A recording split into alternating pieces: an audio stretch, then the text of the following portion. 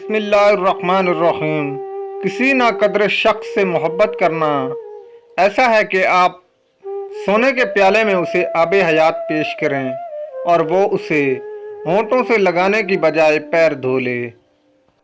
कुछ घरों में काम वाली की अशद ज़रूरत हो तो बेटे की शादी कर दी जाती है। कुछ गलती हो गई है तो मान लो गलती अपनी उसे सुलझाकर जिंदगी में आगे बढ़ो।